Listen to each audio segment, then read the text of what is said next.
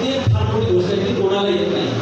महाराष्ट्रामध्ये 75 वर्षामध्ये केवळ आणि केवळ ॲडव्होकेट बाळासाहेब आंबेडकरांना आलेली आहे असं मला ते वाटतं. त्याचं कारणही सांगतो की 1980 पर्यंत मराठवाडा विद्यापीठाचं नामांकन पाहिलं. बाळासाहेब लिहितात की ही एक शेवटची चळवळ होती आणि बाळासाहेबांनी यानंतर चळवळ पुनर्जीवित करण्याचं काम केलं. आणि अशावेळी महाराष्ट्रातले विचारवंत नाईक साहेबांनी उघडपणे नाव घेतलेलं आहे. ज्यांना पद्मश्री मिळाला त्यांचा मी आदर करतो. पण ज्यावेळी त्यांनी चळवळीचा विचार मांडायचा असं होता तेव्हा त्यांनी तो मांडला नाही. त्यांनी काँग्रेसला मदत द्या असं म्हटलं. अगदी नाना त्याच्या गोष्टी आहेत हे पहा. बाळासाहेब जर उभे राहिले वंचितचा जर कॅन्डिडेट असला तर मताचं विभाजन मत वाया जाते. असं कधी होईल काय? म्हणजे काँग्रेस आणि भाजपा उभे आहे. काँग्रेसचा पक्ष निवडून आला म्हणजे भाजपाचं घेणारे मत वाया जाते असं समजण्याचं कारण लोकशाहीमध्ये असते का? एवढं त्यांना समजणार नाही. 2029च्या निवडणुकीमध्ये काँग्रेस आणि भाजपाच उभी राहणार आहे. मग आपण असं मत विभाजन म्हणणार काय? बाबासाहेबांना जो स्वतंत्र पक्ष उभा करायचा होता ते आपण कधी करणार? RSSमध्ये सगळं प्रमाण नाही, जातीवर बोलतो आहे. पण ते RSSच्या कोणत्याच गोष्टीला विरोध करत नाही. बरोबर? पाण्यामध्ये शेण टाकून खाल्लं त्यांना माहिती आहे की आरोग्यास अपाय आहे. परंतु ते कधी त्यावर बोलत नाही. नाहीच पडलं तरी मौन धारण करतात. त्यांना माहिती अशाचा भाग नाही. सुप्रीम कोर्टाचे जज तेच आहे, शास्त्रज्ञ तेच आहे. पण आपला समाज आपले विचारवंत जेव्हा नाही तेव्हा असं उघडपणे बोलतात आणि बाळासाहेबांच्या पक्षावर प्रहार करतात. वास्तविक या विचारवंतांनी बाळासाहेबांच्या चळवळीची ताकद व्हायला पाहिजे.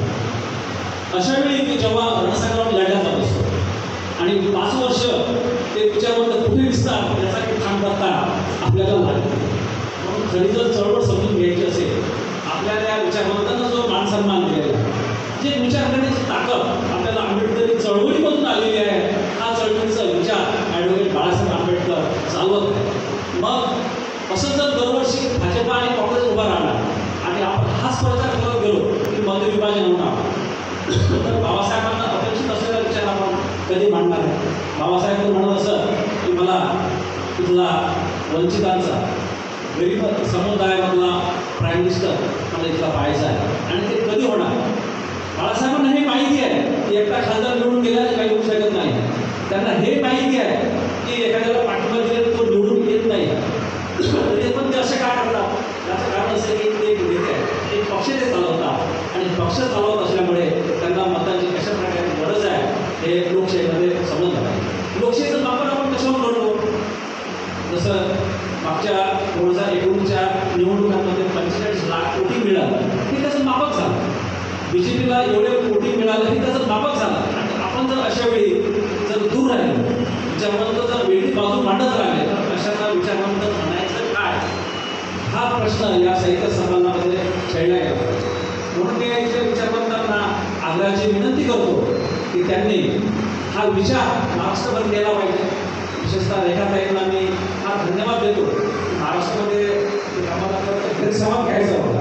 मी भोजनाची वगैरे बोललेलो मी इथे सुद्धा प्रांतामध्ये किती क्रांत झाल्या याची मला जाणीव आहे. त्यामुळे मी जास्त न बोलता आपण सर्वांनी ॲडव्होकेट बाळासाहेब आंबेडकर आणि बाबासाहेबांच्या चळवळीला कशी ताकद मिळेल याचा गांभीर्याने विचार केला पाहिजे असं आवाहन करतो आणि माझे 2 शब्द संपवतो. वसंतासारखे विचार आणि डोंगरावर मन ठेवून तुम्ही आपले विचार थोडक्यात मांडण्याचं तुम्हाला आहे. आणि आपण बाळासाहेबांबद्दल जे विचार मांडले खरं मी ते एक दुःख व्यक्त करते. मी मुंबईमध्ये अनेक वर्ष सामाजिक आणि धार्मिक काम करते. पण जी प्रगल्भता जी विचाराची प्रज्ञेची कास धरणारी माणसं मला बुलढाणा जिल्ह्यामध्ये आणि पूर्ण विदर्भामध्ये भेटली. खरंच मोठ्या शहरांमधली लोक तेवढी म्हणजे मला तो शब्द नाही विचारावा असं वाटतं.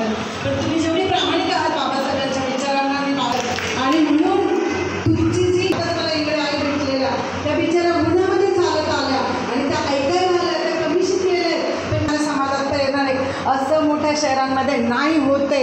आणि ही खूप दुःखाची बाब आहे. मी पण त्यातलीच एक आहे. आणि म्हणून तुमच्या ह्या उत्साहाला घेण्यासाठी तुमची ही एनर्जी तुमची जी पॉझिटिव्ह ऊर्जा प्राप्त करण्यासाठी आम्ही रात्रीचे दिवस